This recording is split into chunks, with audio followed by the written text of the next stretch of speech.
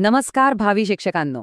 Exam master मराठीच्या या खास एक्सप्लेनरमध्ये तुमचं खूप खूप स्वागत आहे. चला तर मग आज आपण नेमकं काय काय पाहणार आहोत त्यावर एक पटकन नजर टाकूया. पहिलं म्हणजे मानवी शरीर आणि आहार, दुसरं भौतिक आणि रासायनिक बदल, तिसरं आपलं पर्यावरण आणि सूर्यमाला. त्यानंतर मी तुम्हाला देणार आहे टेट क्रॅक करण्यासाठी काही अत्यंत महत्त्वाच्या स्मार्ट प्रो टिप्स, आणि शेवटी आपण या संपूर्ण सत्राचा सारांश पाहू. अशा प्रकारे एकाच धाग्यात विषय बांधून अभ्यास केला ना की गोष्टी कायमच्या लक्षात राहतात. तर सुरुवात करूया आपल्या पहिल्या अतिशय महत्त्वाच्या विभागापासून, मानवी शरीर आणि आहार. आता जीवनसत्वे आणि त्यांचे आजार हा असा टॉपिक आहे ज्यावर नेहमी एकतरी प्रश्न असतोच असतो. इथे ना लोहाचं महत्त्व थोडं बारकाईने समजून घ्या. लोहामुळे काय होतं तर रक्तातील हिमोग्लोबिन वाढतं, आणि जर ते कमी झालं तर ॲनिमिया म्हणजेच ज्याला आपण पांडुरोग म्हणतो तो होतो. या आजारात माणसाला प्रचंड थकवा जाणवतो. तुम्हाला माहीत असेलच, हा त्रास विशेषतः गर्भवती महिला आणि लहान मुलांमध्ये सर्वाधिक दिसून येतो. आता पचनक्रियेचा प्रवास बघूया. ऐकायला साधं वाटतं, पण लक्षात घ्या, अन्नाच्या पचनाची सुरुवात आपल्या तोंडातूनच होते. तिथून ते जठरात जातं, जिथे हायड्रोक्लोरिक ॲसिड आणि पेप्सिन मिक्स होतं. पण इथे एक मोठा ट्रॅप आहे. अन्नाचं मुख्य पचन आणि पोषक घटकांचं खरं शोषण हे फक्त आणि फक्त लहान आतड्यातच होतं. मोठ्या आतड्याचं काम फक्त उरलेल्या अन्नातलं पाणी शोषून घेणं इतकंच असतं. हे पक्क लक्षात ठेवा. आता गाईच्या दुधाचा विचार करू. गाईच्या दुधाला आपण पूर्ण अन्न म्हणतो, बरोबर? कारण त्यात अ, ब, ड जीवनसत्वे आणि भरपूर खनिजे असतात. पण, आणि इथंच परीक्षेतील सर्वात मोठा सापळा असतो, दुधामध्ये क जीवनसत्व आणि लोह अजिबात नसतं. हो, अगदी शून्य. परीक्षकांचा हा अत्यंत आवडता प्रश्न आहे, त्यामुळे ही गोष्ट डोक्यात फिट बसून ठेवा. आता वळूया दुसऱ्या विभागाकडे, भौतिक आणि रासायनिक बदल. हे आपल्या रोजच्या जीवनातलं विज्ञान आहे जे हमखास मार्क मिळवून देतं. भौतिक आणि रासायनिक बदलांमधला फरक खरं तर अगदी सोपा आहे. भौतिक बदल हा तात्पुरता असतो, म्हणजे बर्फाचं पाणी झालं तर आपण त्या पाण्यापासून पुन्हा बर्फ बनवू शकतो, होय ना? पण रासायनिक बदल मात्र कायमस्वरूपी असतो. तिथे पूर्णपणे नवीनच पदार्थ तयार होतो. विचार करा, दुधाचं एकदा दही झालं तर त्या दह्याचं पुन्हा दूध करता येईल का? अजिबात नाही. किंवा लोखंड गंजणं, हे सुद्धा कायमस्वरूपीच असतं. आता हा आकडा बघा, 4°C. विज्ञानात हा आकडा प्रचंड महत्त्वाचा आहे, कारण बरोबर 4°C तापमानाला पाण्याची घनता सर्वात जास्त असते. यालाच आपण पाण्याचं असंगत वर्तन असं म्हणतो.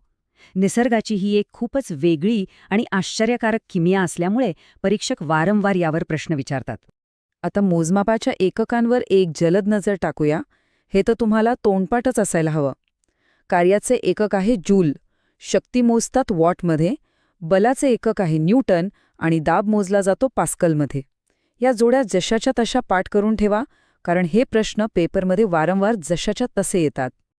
आता काही अतिशय रंजक आणि हाय यील्ड फॅक्ट्स पाहूया. लक्षात ठेवा, ध्वनी कधीच निर्वात पोकळीतून प्रवास करू शकत नाही. त्याला माध्यमाची गरज असतेच, आणि त्याचा सर्वाधिक वेग हा नेहमी स्थायू पदार्थात म्हणजे पोलादात वगैरे असतो.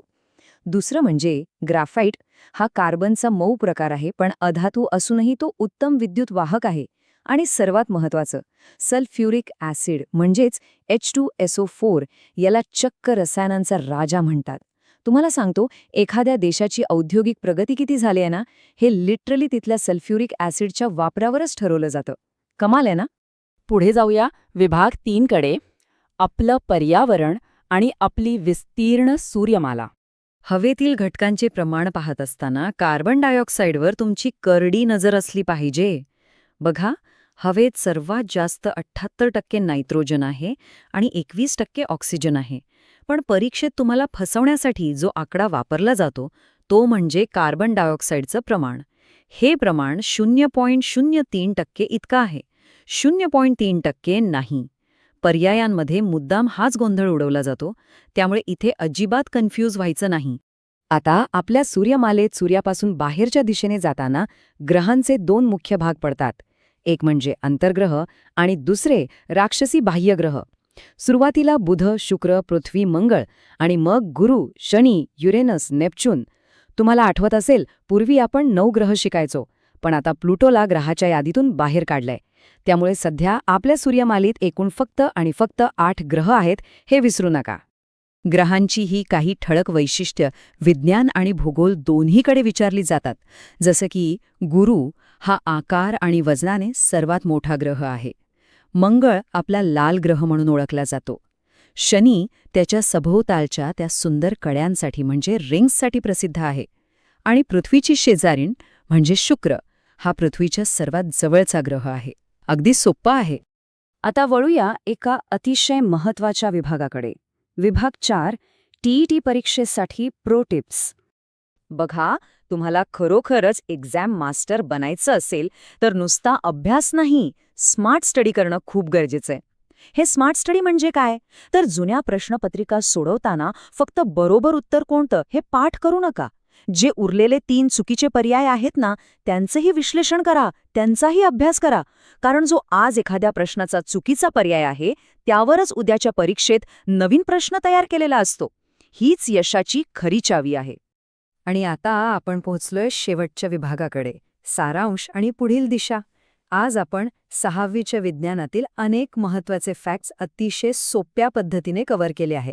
जाता जाता तुमच्यासाठी एक अतिशय रंजक प्रश्न देऊन जातो. बघा, लहान मुलांच्या शरीरात सुरुवातीला साधारण 300च्या आसपास हाडे असतात. पण जसजशी त्यांची वाढ होते तसतशी ती हाडे एकमेकांना जोडली जातात. तर मग सांगा पाहू, एका पूर्ण वाढ झालेल्या प्रौढ माणसाच्या शरीरात एकूण किती हाडे असतात? हा विज्ञानातला एकदम क्लासिक प्रश्न आहे. याचं अचूक उत्तर मला खाली कमेंट्समध्ये आत्ताच्या आत्ता सांगा.